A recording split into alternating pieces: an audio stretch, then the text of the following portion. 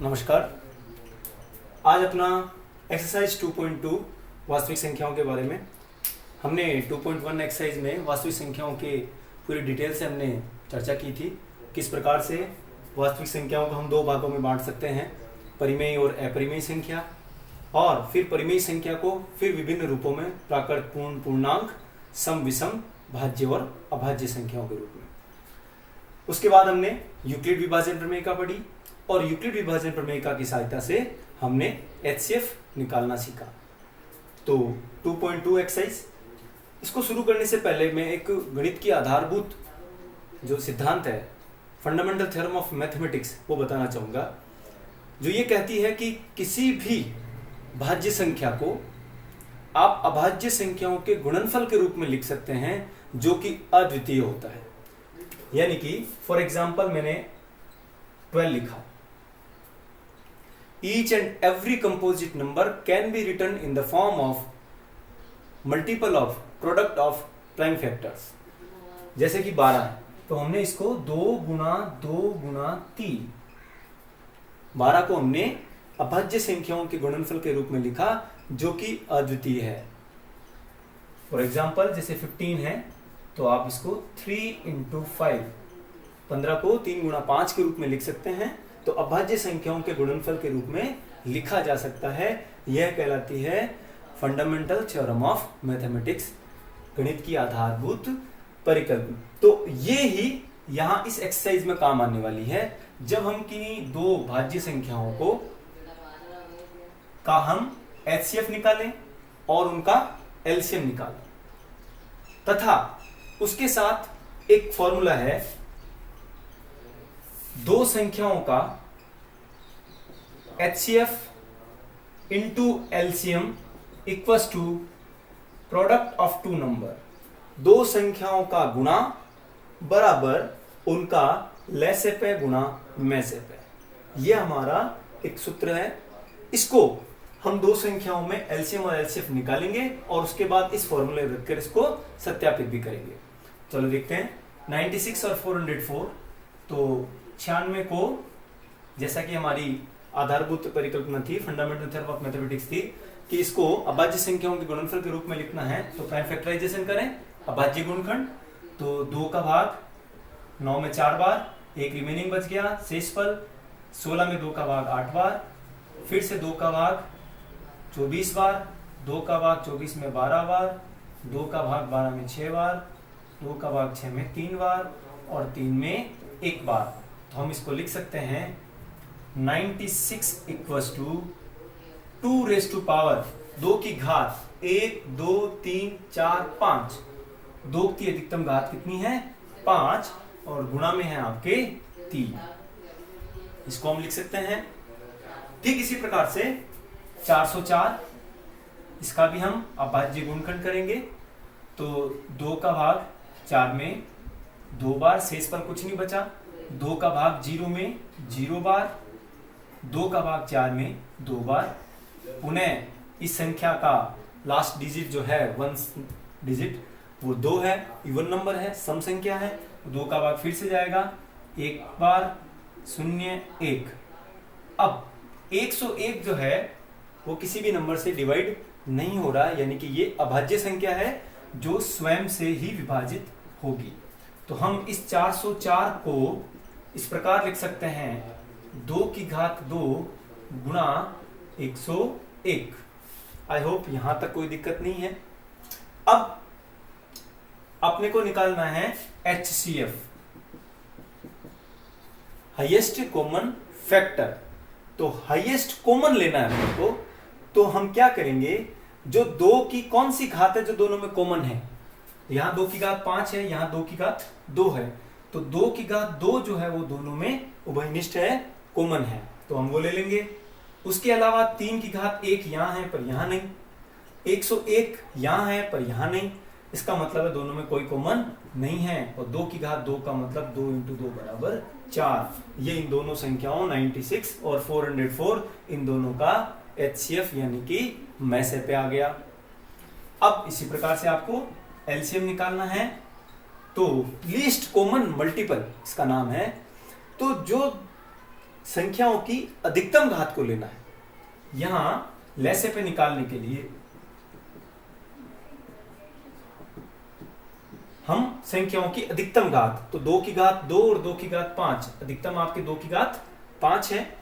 ठीक इसी प्रकार से 3 की घात यहां पर 1 है, यहां नहीं है, इसका मतलब 3 की घात 0 है।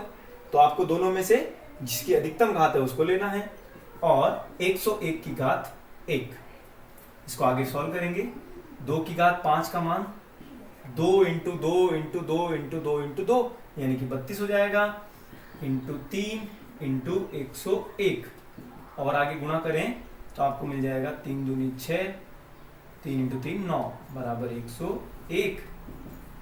मल्टीप्लाई करें तो 96 को इकाई अंक 1 से मल्टीप्लाई करते हैं। 96 96 को 1 से गुणा किया, 96 कैरी का 9 हासिल का 9, 96 को 0 से गुणा करने पर 0, ये 9 यहाँ लिख लेते हैं। 96 को फिर से 1 से गुणा किया, 96 एकम 96, यानी कि ये हमारी इन दोनों संख्याओं का क्या आ गया, एलसीएम यानी कि लैसेप। तो इन दोनों संख्याओं का हमने एचसीएफ निकाला, एलसीएम निकाला, और इसके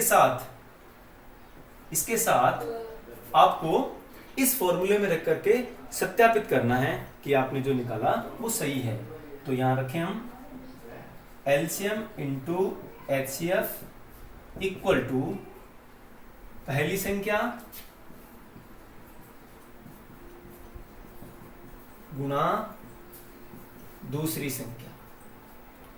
हमारा एलसीएम आया था इंटू एचसीएफ आया है 4 बराबर पहली संख्या 96 इंटू दूसरी संख्या 404।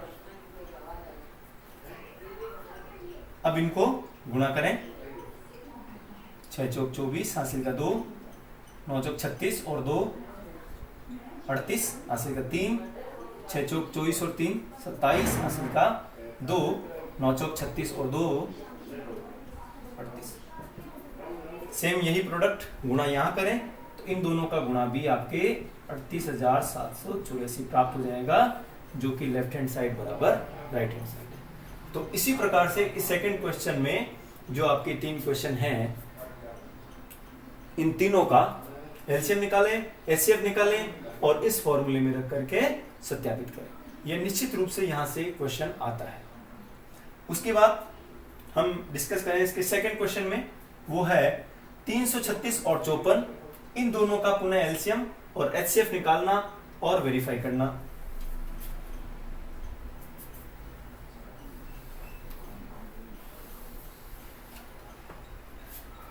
यही निकल लेते हैं 336, 2 की टेबल 3 में एक बार, यहां 1 बच गया शेष 13 हो गया, 2 का भाग 13 में 6 बार, फिर 1 शेष बच गया 1 और 8 आगे 6, तो ये हो गया 16, 2 का भाग 16 में 8 बार, फिर से 2 का 16 में 8 बार और 4, 2 का भाग 84 में, फिर 2 का भाग 4 में गया 2 बार और 2 में 1 बार। अब यहाँ पे 2 का भाग नहीं जा रहा है तो 2 से अगली अभाज्य संख्या 3 का भाग देंगे, तो 3 का भाग 7 बार और 7 का भाग 7 में 1 बार। इसी प्रकार से 54 का भी हम अभाज्य गुणनखंड निकालें। 2 का भाग 5 में आपके 2 बार, 2 दूनी 4, यहाँ पर 5 है तो पीछे बच गया 1, रिमेनिंग 1, 1 के आगे 4, 14 बन गया, 2 का भाग 14 में 7 बार, फिर 3 का भाग 27 में 9 बार, 3 का भाग 9 में 3 बार, 3 का भाग 3 में 1 बार। अब इस संख्या का हम यहां लिखें 336 बराबर 2 की घात 1 2 3 4, 2 की घात 4 गुणा 3 की घात 1 गुणा 7 की घात 1। इसी प्रकार से 54 में 2 की घात 1 इंटू 3 की घात 3।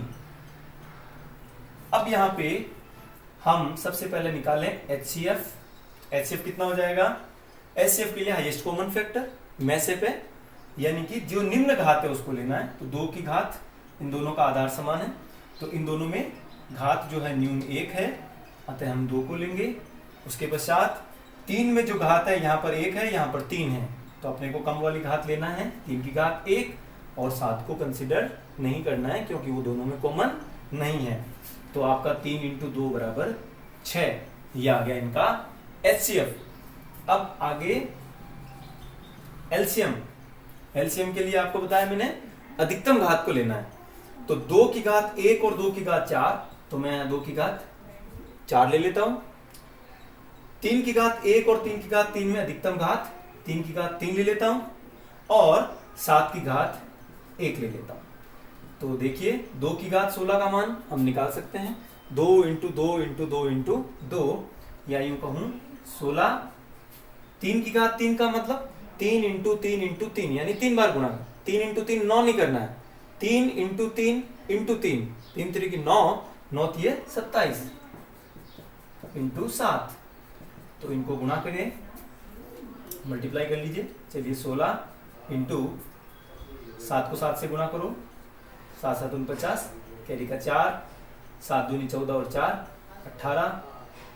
इसके बाद फिर इनको गुणा करें तो आपको प्राप्त हो जाएगा एलसीएम। फिर ये जो आंसर आएगा उसको आप इस फॉर्मूले में HCF इंटू एलसीएम बराबर दोनों संख्याओं का गुणा, यानी कि हम संख्या लिख सकते हैं पहली संख्या A गुणा दूसरी संख्या B। तो हमारा यहाँ पे जैसे ही मान रखेंगे, पहली संख्या हमारी HCF तो हमने निकाल लिया, इसका 6 है, ये निकाल ही लेते हैं।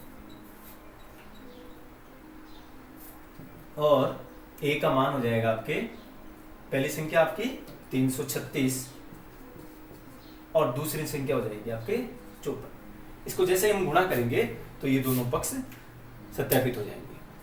उसके बाद मैं लेता हूं क्वेश्चन नंबर 4।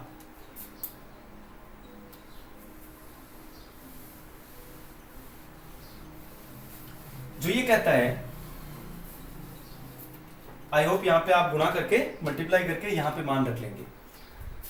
क्वेश्चन नंबर 4 कहता है कि रमन और सुप्रिया एक वृत्ताकार मैदान के चारों ओर चक्कर लगाते हैं। रमन एक चक्कर को 12 मिनट में कंप्लीट करता है और सुप्रिया उस चक्कर को 18 मिनट में कंप्लीट करती है। ये वृत्ताकार मैदान, ये कोई पॉइंट है ए, जहां से रमन और सुप्रिया दोनों का स्टार्टिंग पॉइंट एक ही है और एक ही दिशा में जा रहे हैं। वो रमन 12 मिनट में एक चक्कर पूरा करता है और अनुप्रिया 18 मिनट में पूरा करती है चक्कर। तो वापस वो कितने समय पश्चात प्रारंभिक स्थान पे मिलेंगे? तो इस प्रश्न के पीछे हम लिख सकते हैं रमन द्वारा लगा समय 12 मिनट, यहां लिख सकते हैं एक चक्कर में, एक चक्कर पूरा करने में। उसी प्रकार से सुप्रिया द्वारा लगा समय वो हो जाएगा आपका 18 मिनट। खास बात यह है कि दोनों एक ही दिशा में जा रहे हैं और एक ही प्रारंभिक बिंदु से इन्होंने दौड़ना प्रारंभ किया है। तो यानी इस प्रश्न में छिपा हुआ है कि वह कम से कम समय बताइए कि जब वो दोनों पुनः एक ही बिंदु से वापस साथ हो जाएंगे। कम से कम समय बताइए। ज्यादा से ज्यादा समय में तो वो लगातार अगर दौड़ते जाएंगे तो बहुत बार ऐसा चांस आएगा, लेकिन अपने को वो कम से कम समय निकालना है। जहां से आप समझ सकते हो इस प्रश्न में पूछा गया लघुत्तम समाप्रवर्त्य, या यूं कहूं लीस्ट कॉमन मल्टीपल। इस प्रश्न में आपको थोड़ा देखना है, समझना है इस चीज को कि वो क्या चाह रहा है, कम से कम समय चाह रहा है या ज्यादा से ज्यादा।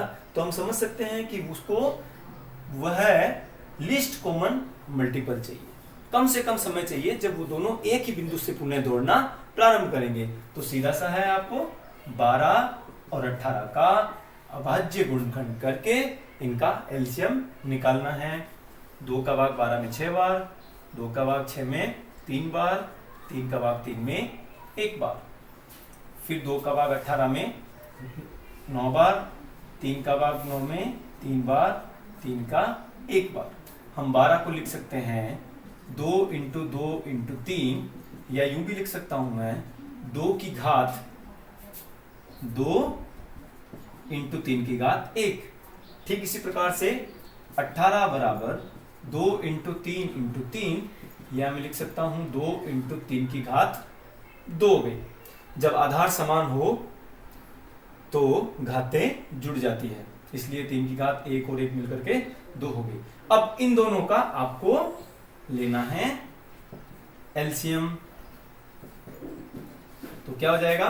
एलसीएम के लिए मैंने बताया कि जो अधिकतम घात है उसको कंसीडर करना है। तो यहां 2 की घात 1 है, यहां 2 की घात 2 है, तो हम अपने एलसीएम में 2 की घात 2 बार काउंट करेंगे, और यहां 3 की घात 1, यहां 3 की घात 2, तो अधिकतम वाली लेनी है। अब इनको मल्टीप्लाई कीजिए, 2 दूनी 4, 4 × 12 और 12 × 36 मिनट।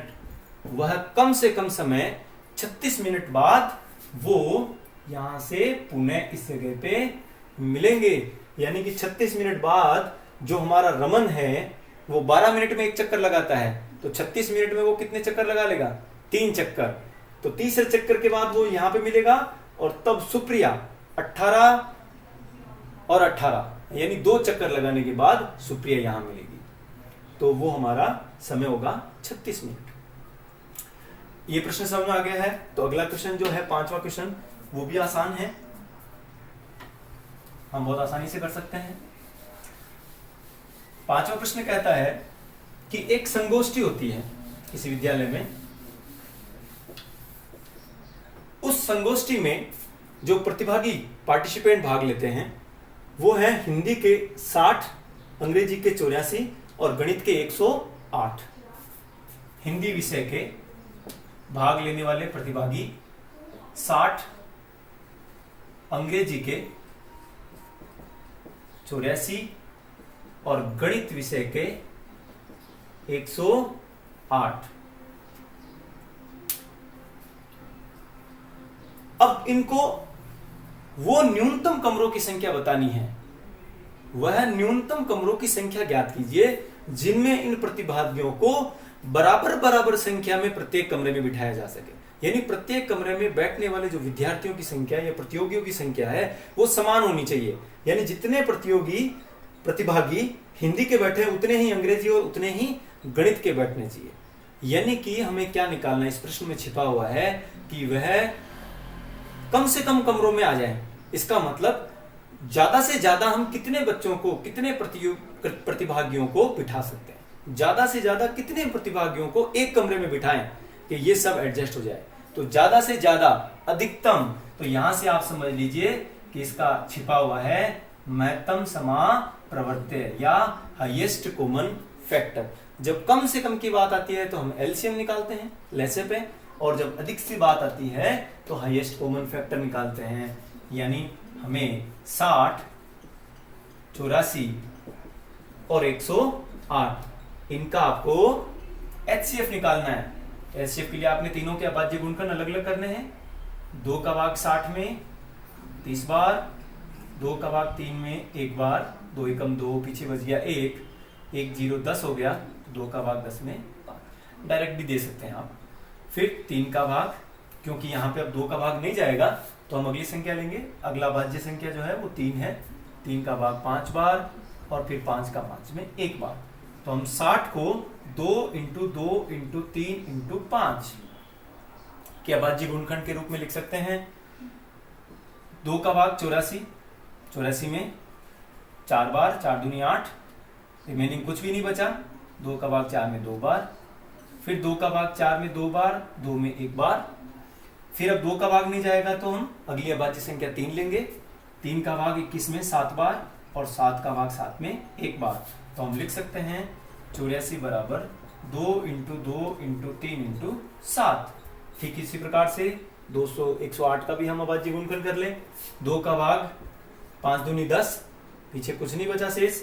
2 का भाग 8 में 4 बार, फिर 2 का भाग 54 में देंगे तो 2 का भाग 5 में गया आपका 2 बार, 2 दूनी 4, पीछे बच गया 1, यहाँ 1 मानते हैं तो आगे बन गया 14। 2 का भाग 14 में 7 बार। अब 2 का भाग नहीं जाएगा तो हम अगली संख्या 3 लेंगे। तो 3 का भाग 27 में 9 बार, 3 का भाग 9 में 3 बार और 3 का 3 में 1 बार। तो हम यहाँ पे 108 बराबर 2 गुणा 2 गुणा 3 गुणा 3 गुणा 3 लिख सकते हैं। अब हम यहाँ ऐसे भी लिख सकते हैं 2 की घात 2, 3 की घात 1, 5 की घात 1। यहाँ हम 2 की घात कितनी लिखेंगे? 2, 3 की घात 1, 7 की घात 1। यहाँ पर 2 की घात 2, 3 की घात 3। अब आपको निकालना है HCF। बताइए, सब में 2 की घात 2 है तो हम 2 की घात 2 ले लें। 3 की घात न्यूनतम 1 यहां है क्योंकि अपने को कॉमन लेना है, तो जो न्यूनतम घात है उसको लीजिए। 5 की घात 1 यहां है परंतु यहां नहीं है, किसी तीनों में नहीं है, यानी कि वो कॉमन नहीं है तो आप उसको नहीं लेंगे और इस 7 को भी नहीं लेंगे। तो आपके सामने आ जाएगा 2 × 2 4, 4 को 3 से गुणा करो तो 12। यानी प्रत्येक रूम में जो प्रत्येक विषय के प्रतिभागी है उनकी संख्या होगी 12, यानी कि 12 हिंदी के, 12 इंग्लिश के और 12 गणित के। ये वो संख्या है जो हम कह सकते हैं अधिक से अधिकतम प्रतिभागियों की संख्या 12 है जिनको हम कमरे में बिठा सके। Thank you so much. आज के लिए इतना ही। कल मैं अगले चैप्टर में, अगले वीडियो में 2.3 एक्सरसाइज के क्वेश्चन लाऊंगा। इसी तरह से आप लाइक कीजिए, शेयर कीजिए और बेल आइकन को दबाइए ताकि नेक्स्ट वीडियो को अपलोड आपको पता चल सके। Thank you so much.